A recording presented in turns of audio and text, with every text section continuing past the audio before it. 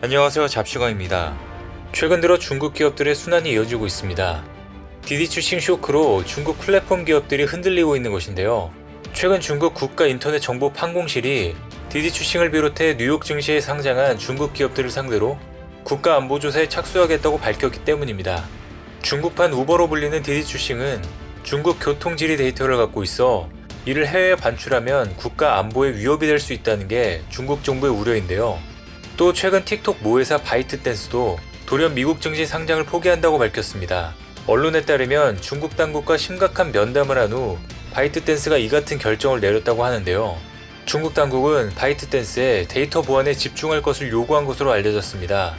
앞서 바이트댄스는 미국과 홍콩 증시에 회사의 상장을 추진했었는데요.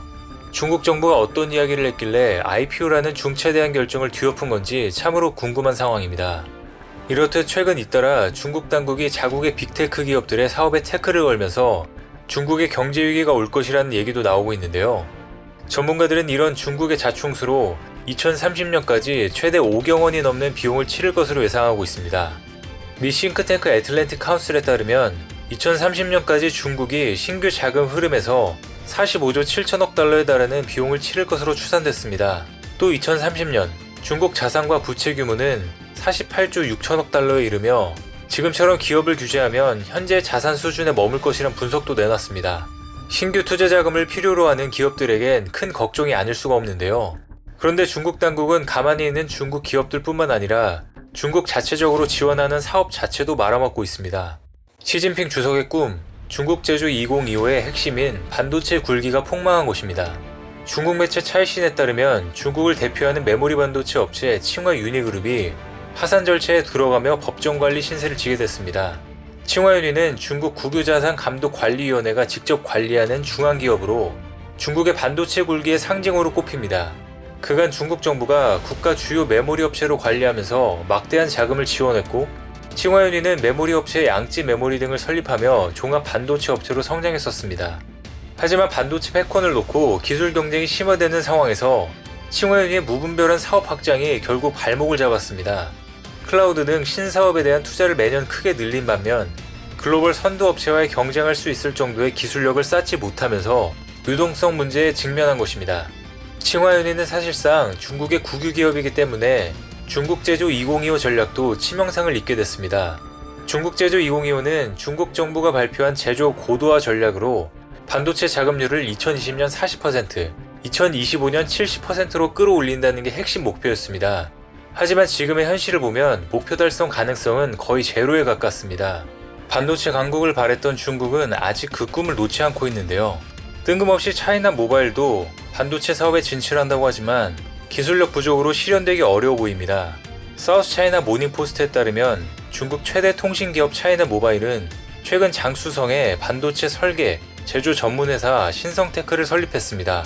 차이나 모바일은 신성테크를 통해 사물 인터넷 반도체에 대한 통신 지원을 할 수 있게 됐다고 밝혔는데요. 하지만 반도체 핵심 기술이라고 전혀 없는 중국의 통신업체가 고도의 기술력을 요하는 반도체 사업을 제대로 관리하고 통제할 수 있을지 의문이 듭니다. 그런데도 불구하고 아직도 반도체에 대한 미련을 버리지 못한 중국은 다른 방법을 찾고 있습니다. 영국 반도체 기업을 인수하면서 우회적으로 시장에 진입하려고 하는 것인데요. 그런데 이것도 영국 정부의 제재로 막힐 것으로 보입니다. CNBC에 따르면 영국 최대 반도체 공장 NWF를 인수한 네덜란드 반도체 기업 넥스페리아가 중국 공산당 자금을 지원받고 있는 것으로 밝혀졌습니다. 넥스페리아는 중국 윙테크 테크놀로지 소유로 이 역시 중국 정부의 강력한 영향력에 있습니다.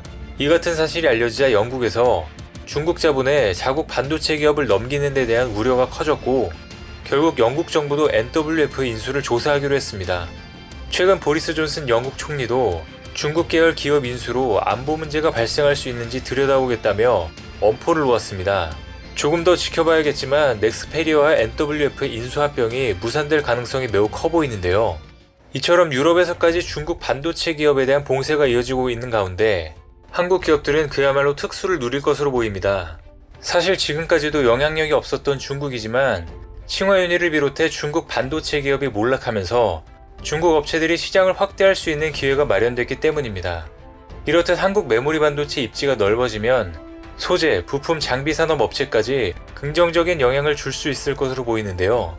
그간 국내 소부장 업체들은 삼성전자와 SK 하이닉스를 중심으로 생태계가 구축돼 있어서 중국에는 거의 진출하지 않았었습니다.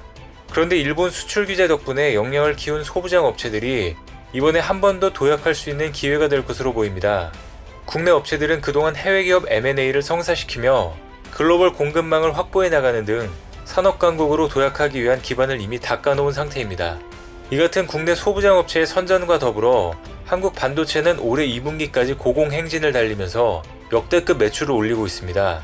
디지타임즈 리서치는 삼성전자와 SK 하이닉스의 2분기 D램, 낸드 플래시 합산 매출액이 전년보다 17% 증가한 233억 달러에 달할 것이라고 보도했습니다. 아울러 이 매체는 한국 메모리 반도체 중 D램의 경우 전년 동기 대비 17%, 낸드 플래시는 15% 증가했을 것으로 전망했습니다.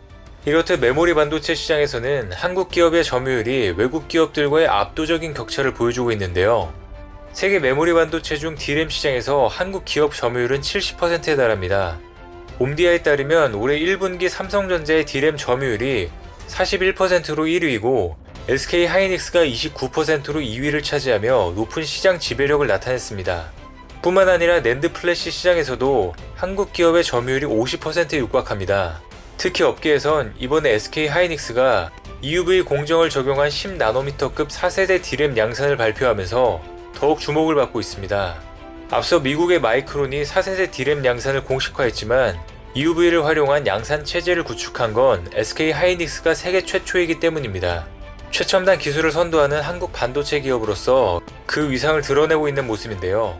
그런데 메모리뿐만 아니라 파운드리 분야에서도 한국 반도체의 잠재력이 돋보이고 있습니다.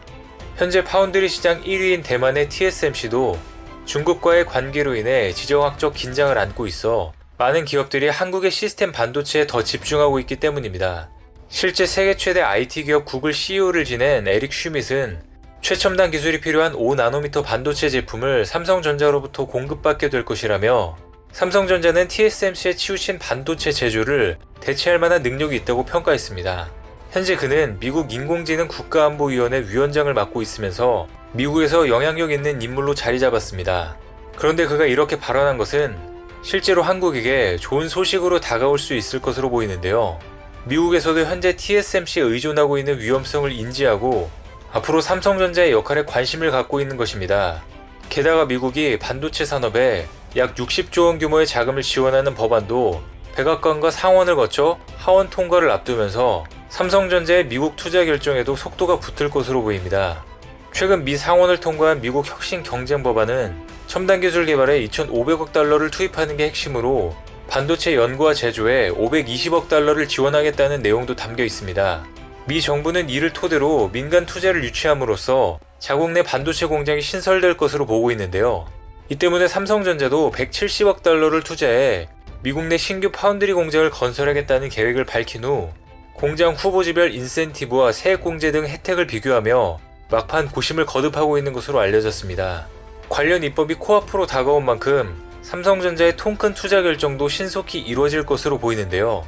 우리 기업의 독보적인 반도체 기술력에 미국 정부의 세제 혜택까지 더해지면 누구도 따라올 수 없는 기술 우위를 확보할 수 있을 것으로 보입니다.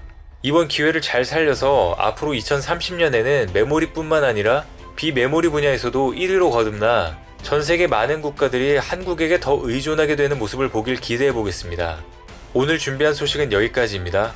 댓글을 통한 여러분들의 많은 의견 기다리겠습니다.